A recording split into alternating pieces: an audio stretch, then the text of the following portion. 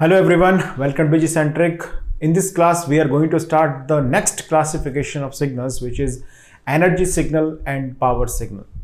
Okay, so till now हमने classification of signals में discuss किया continuous time, discrete time signal, okay, real and complex valued signal, periodic, aperiodic signals, even and odd signals. Okay, अब हम बात करने वाले हैं energy signals and power signals के बारे में.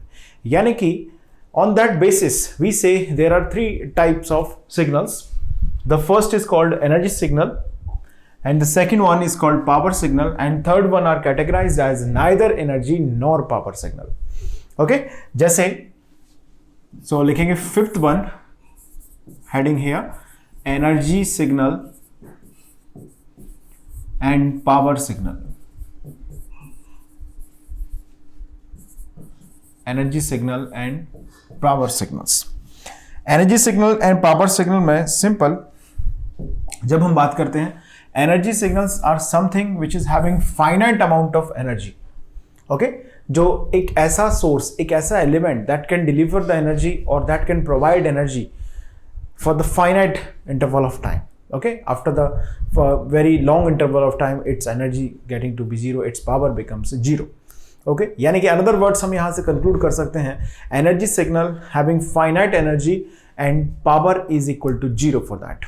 And if you talk about the power signal, then we say a power signal, a signal which having infinite amount of energy and it can deliver power for the long time, which means जैसे हम comparison की आसान भाषा की बात करें तो बोल सकते हैं सूरज और एक जलता हुआ दीपक.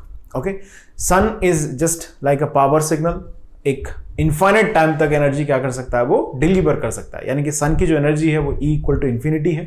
So obviously it can provide a finite amount of power. And that कोई भी कैंडल या दीपक की हम बात करें तो उसके अंदर क्या है, एक फाइनाइट अमाउंट ऑफ एनर्जी है.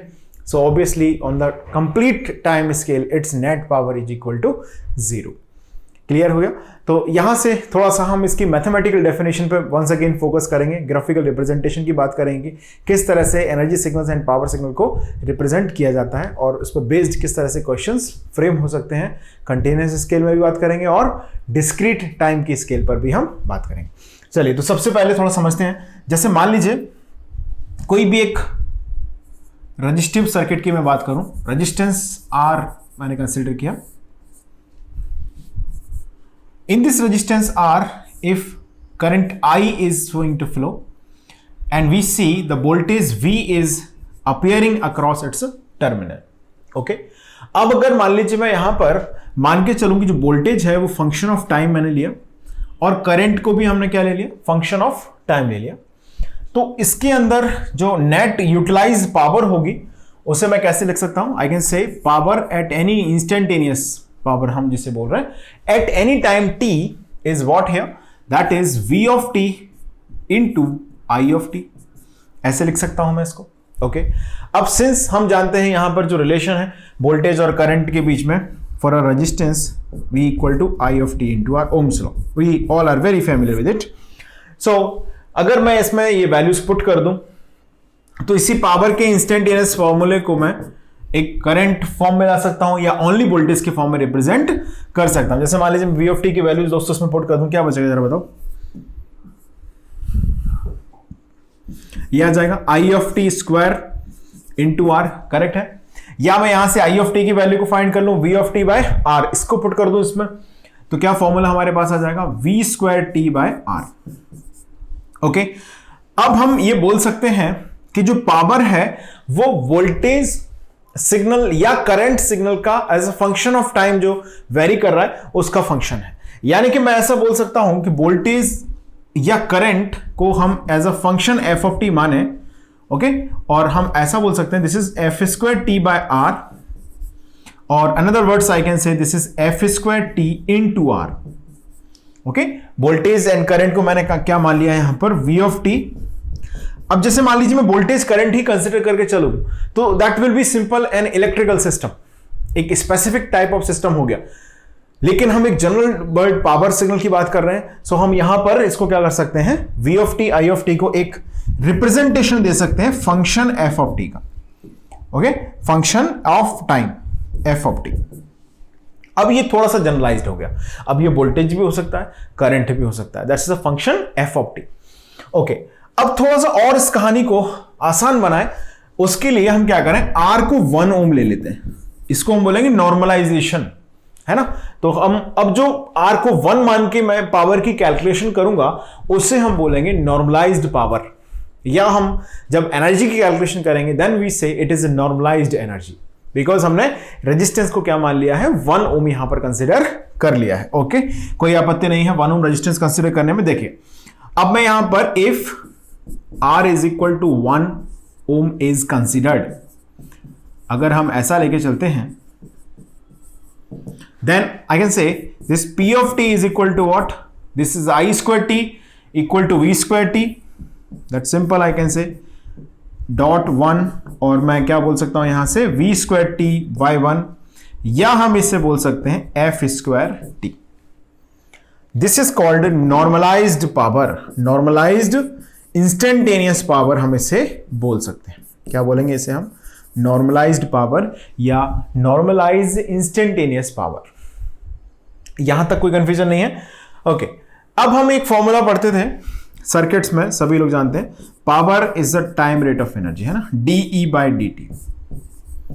किसी भी एलिमेंट की पावर क्या है, उस पर ट्रांसफर होने वाले एनर्जी की time rate, D E by D T. So यहां से हम एनर्जी की वैल्यू को कंक्लूड कर सकते हैं। Obviously I can say energy E is equal to minus infinite to plus infinite, complete time scale को मैं अगर कंसिडर करूं, so that is equal to P of T D T. So P of T D T is a function of time F square T we have taken here. Okay, so मैं यहां से ऐसे लिख रहा हूं इसको। So this is capital E now minus infinity two plus infinity F square T D T. अब कोई भी वेवफॉर्म जो होगी, एक इन जनरल रिप्रेजेंटेशन का हम लोग यहां पर इस्तेमाल कर रहे हैं, तो कोई भी वेवफॉर्म जो होगी उसको हम function of time F of T लिख देंगे। आगे चल के जब आप फोरियर ट्रांसफॉर्म डिस्कस कर रहे होंगे, एट दैट टाइम हम उसको एफ ऑफ ओमेगा का फॉर्मेट भी यूज करेंगे, जो फ्रीक्वेंसी डोमेन रिप्रेजेंटेशन जिसको बोलते हैं। क्लियर है, वो वहां की बात वहीं पर करेंगे, अभी से कंफ्यूजन नहीं पालते। अभी से सिर्फ हम क्या बात कर रहे हैं, टाइम स्केल की बात कर रहे हैं दोस्तों। तो टाइम स्केल पर हम इस तरह से लिख सकते हैं इसको, E is equal to minus infinity plus infinity F square T D T. ये क्या दिखाता है गाइस, ये रिप्रेजेंट करता है नॉर्मलाइज्ड एनर्जी। ये क्या दिखाता है, ये दिखाता है नॉर्मलाइज्ड एनर्जी, नॉर्मलाइज्ड एनर्जी की वैल्यू है ये।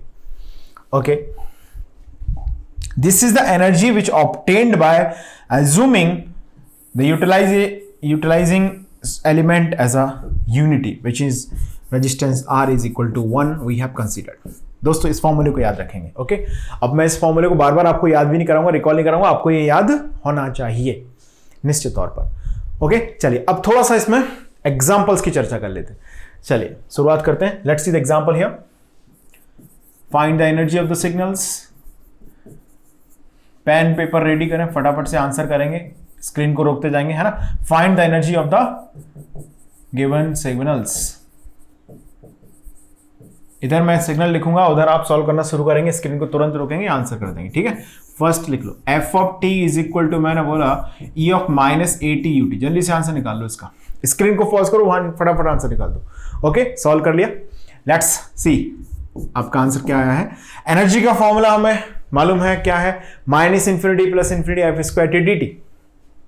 अरे लिख देते हैं इस फॉर्मूले को, minus infinity plus infinity F square T D T.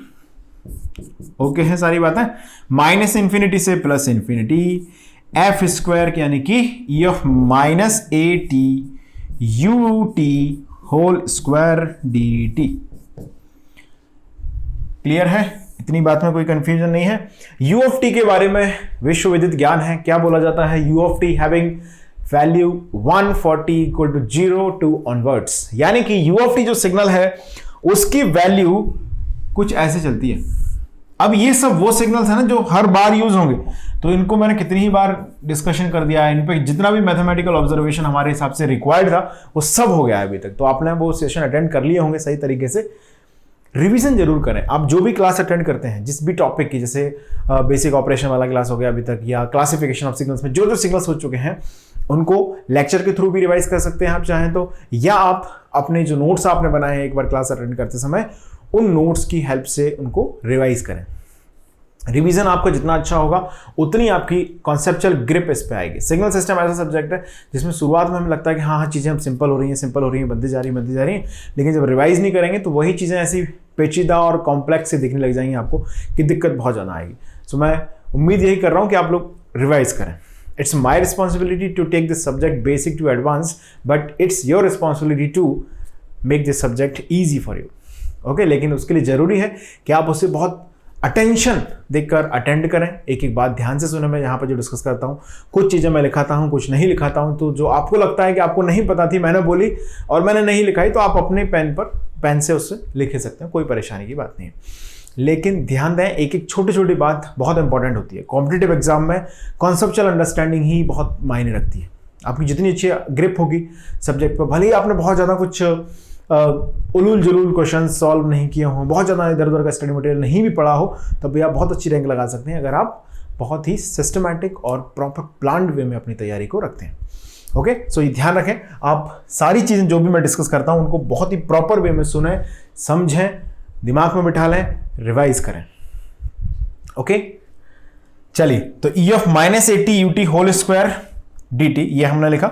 अब ut की वैल्यू आपको मालूम है 0 से लेके 1, t इक्वल टू 0 के आगे इसकी वैल्यू क्या है, 1 है, और 0 से पहले इसकी वैल्यू क्या है, 0 है। तो अब हम ये बोल सकता हूं -∞ से लेके 0 से इमीडिएटली बिफोर तक की वैल्यूज का कोई सिग्निफिकेंस नहीं है कि 0 इंटू दैट बिकम 0। तो क्या हम इस एनर्जी के फॉर्मूले को थोड़ा सा अच्छे तरीके से लिख सकते हैं ऐसे, देखें, u ऑफ t की वैल्यू आगे कितनी है, 1 है, इससे पहले कितनी है, 0। तो क्या मैं इस लिमिट को ऐसे लिख दूं, कोई परेशानी नहीं है, यहां से लिख सकते हैं ऐसे, और इसके बाद इसकी वैल्यू कितनी है, 1, और इसका होल स्क्वायर हमने किया हुआ है, तो ये हो जाएगा e⁻² इंटू 1 dt। इतने यहां से यहां पहुंचने में कोई किसी को दिक्कत नहीं आनी चाहिए। अब कुछ नहीं करना, अब जिसका इंटीग्रेशन करना है ना, तो एक्सपोनेंशियल फंक्शन का इंटीग्रेशन क्या होता है, वही होता है e ऑफ -280 का e ऑफ -280 आ जाएगा, बिल्कुल सही है, और 280 जो है वो कहाँ चला जाएगा, बाहर आ जाएगा, -1/2a, ऐसे मैंने लिख दिया मल्टीप्लाई में। ओके, और लिमिट इसकी जो भी है 0 से इन्फिनिटी लगा दी लिमिट। अब आंसर कर लेते हैं इसको, है ना, जल्दी से।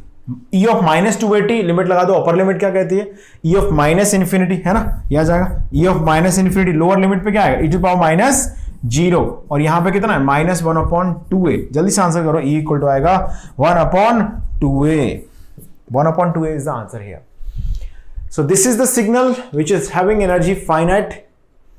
ओके, आगे चल के हम पावर कैलकुलेशन भी करेंगे, तो इस सिग्नल के लिए पावर कैलकुलेट करके अगर आप देखेंगे तो the power value will be 0 for this. Okay, so that makes signal is energy signal. ये आ गया यहां पर एनर्जी की वैल्यू फाइनाइट। ओके, अब मैं बात करता हूं नेक्स्ट सिग्नल की। क्वेश्चन वही है ना, सेकंड पार्ट लिख रहे हैं, क्वेश्चन वही है, find the energy of given signal. Signal हम एक और ले रहे हैं, दूसरा। एग्जांपल्स हैं आपकी प्रॉपर अंडरस्टैंडिंग के पर्पज से, बाकी क्वेश्चंस मैं कराऊंगा इसके। Just examples I am taking here for your better grip of the subject. Let's see, -2 से लेके +2, 4, this is f of t time scale t। Question वही है, find the energy of the signal. जल्दी से answer निकालें, कितनी answer आ रहा है इसका, -2 से +2, 0 से 4, आगे आंसर। चलिए, तो मैं सॉल्व करता हूं इसे। Energy E is equal to, formula हमने क्या पढ़ा हुआ है, -∞ से +∞ f² t dt, ये फॉर्मूला है, बिल्कुल सही है। ओके, फंक्शन की वैल्यू बड़ी लिमिटेड है, फाइनाइट रेक्टेंगुलर पल्स है ये, है ना, तो आपको मालूम है इसमें -2 से लेके +2 तक ही इसकी वैल्यू कितनी है, 4 है। बाकी इससे पहले ये तो पूरी स्केल है ना, -∞ से +∞ की पूरी स्केल इसके अंदर है, लेकिन हमें मालूम है कि -∞ से लेके -2 तक वैल्यू है 0। अब 0 के स्क्वायर का इंटीग्रेशन करके क्या ही मिलने वाला है। ओके, अब 2 से आगे इसकी वैल्यू कितनी है, 0, तो 0 का स्क्वायर इंटीग्रेशन किया, 1 सेकेंड 0। सो जो सिग्निफिकेंट वैल्यू हमारे हिसाब से है वो है -2 से +2, इस दौरान इसकी वैल्यू है 4² dt।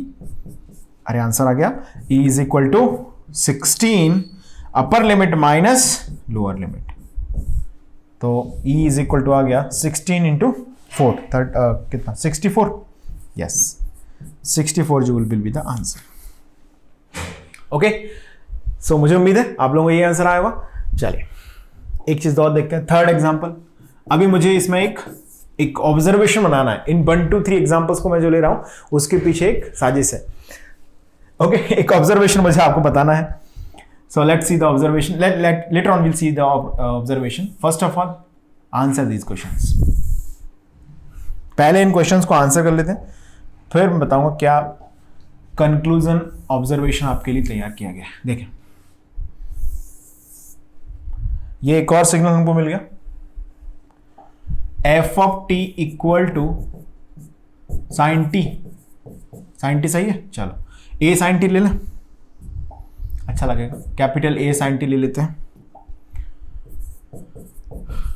Capital A sign T क्या करेगा, प्लस माइनस ए के बिटवीन ऑसिलेट कर रहा होगा ऐसे, माइनस ए से प्लस ए चला गया है ना, पाई 2 पाई के बीच में ऐसे चल रहा होगा। ओके चलिए, तो फॉर्मूला वही रहने वाला है, फॉर्मूला थोड़ी ना चेंज हो जाएगा। क्या है फॉर्मूला एनर्जी का, since energy equal to minus infinity से plus infinity F square T D T. Formula यही है।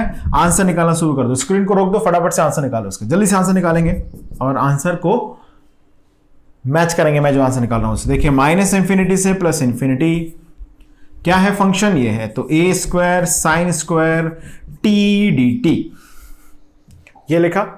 ए स्क्वायर का कोई लेना देना नहीं है इंटीग्रेशन से, तो ये बाहर बैठ जाएगा आके, ये बाहर आ गया।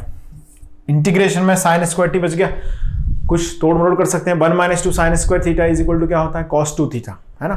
सो cos 2 थीटा सही है ना, 1 minus cos 2 theta divided by, यानी कि 1 minus cos 2 T divided by 2 dt minus infinity two plus infinity. Constant आएगा, लिमिट लगाओगे आंसर आ जाएगा इंफिनिटी, है ना। 1/2 कांस्टेंट आ गया, तो ये इक्वल टू कितना आएगा, इंफिनिटी। एनर्जी की वैल्यू फाइंड हो गई इसके अंदर इंफिनिटी। तीनों एग्जांपल्स को अगर ध्यान से देखें तो वेरी फर्स्ट एग्जांपल जो मैंने कंसीडर किया दोस्तों, दिस इज द सिग्नल। जैसे देखिए f of t equal to e to the power minus A T U T.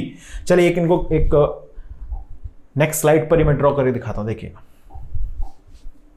जैसे मैंने फर्स्ट एग्जांपल यहां पर जो लिया वो था f of t equal to e to the power minus A T U t, है ना। ये एग्जांपल हमने लिया था।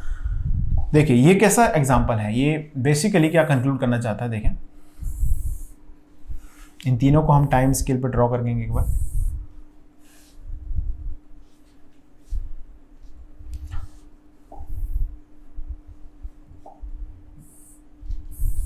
देखिए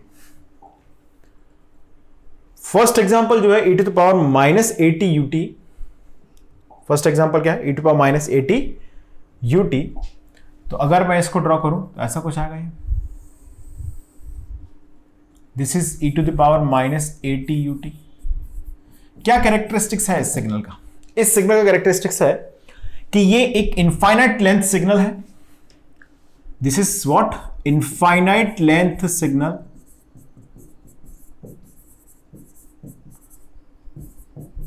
ओके एंड दूसरी बात इसमें हमने क्या देखी, लेंथ तो इसकी इनफाइनाइट है, कोई दो राय नहीं है इस बात में, लेकिन दूसरी बात हमने क्या नोटिस की इसके बारे में कि इसकी वैल्यू जो है वो टेंडिंग टू जीरो है, as d tending to zero. Okay and value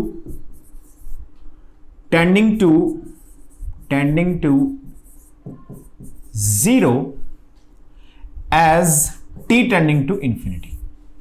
First thing that we have noticed about this example. Okay.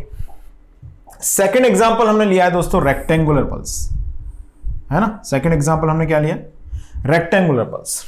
f of t is equal to something, ऐसा कुछ मैंने कंसिडर किया, -2 से +2 4 मैग्नीट्यूड t, ये लिया हमने।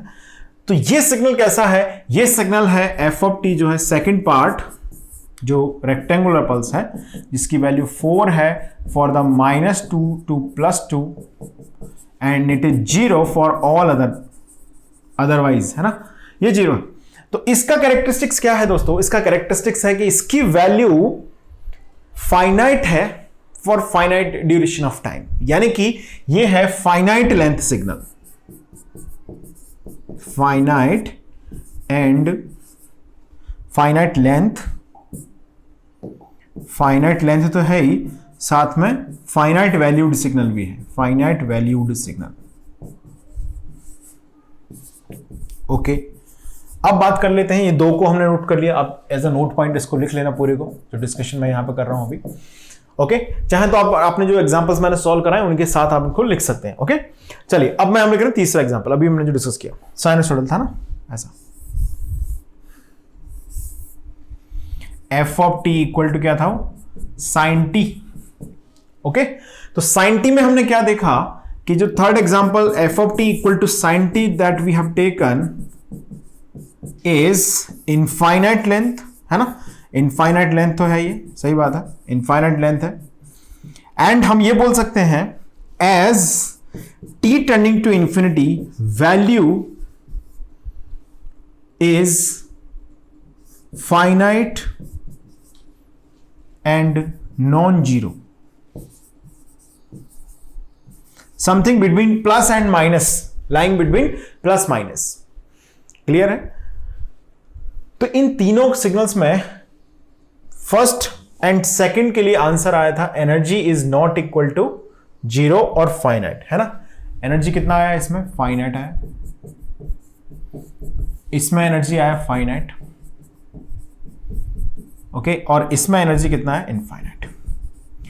यहां से एक इंपॉर्टेंट क्लू हमको मिलता है, that clue is what, we can also characterize the given signal whether it is an energy signal or power signal or neither energy nor power signal by just seeing its graph।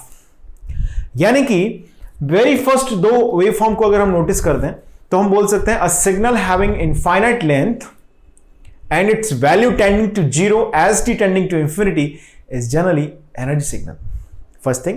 Second thing, a signal having finite length and having finite amplitude in that range, so is generally energy signal।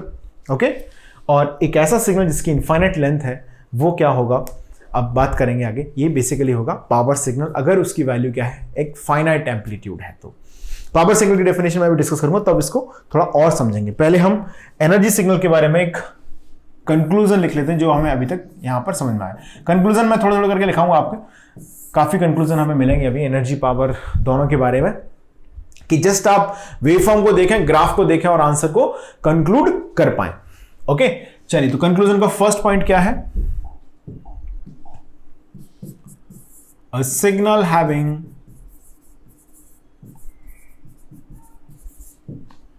Finite length with finite amplitude, यानी कि जो rectangular pulse type के signal हैं are generally, वो generally कैसे होते हैं, energy signals होते हैं, are generally energy signals. Okay, ये बात कंप्लीट हो गई। अब चलिए सेकंड पॉइंट लिख लेते हैं। सेकंड पॉइंट में क्या बोला है मैंने, कि एक ऐसा सिग्नल जो कि e ऑफ माइनस ATUT है, एक ऐसा सिग्नल जिसकी वैल्यू क्या हो रही है, टेंडिंग टू जीरो है, as t tending to infinity, this is a energy signal. यानी कि ऐसा नहीं है कि सिर्फ फाइनाइट लेंथ सिग्नल है वही एनर्जी सिग्नल हो सकते हैं, नहीं नहीं, जो कन्वर्जिंग सिग्नल्स हैं वो भी एनर्जी सिग्नल होते हैं। ई ऑफ माइनस ATUT को बोलते हैं converging signal. Okay, converging, diverging and constant valued signal. देखिएगा, तो हम बात करते हैं एक ऐसा सिग्नल हैविंग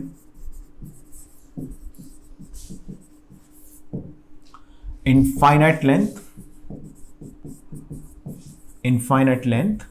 लेंथ है सिग्नल के अंदर। Okay, with finite amplitude,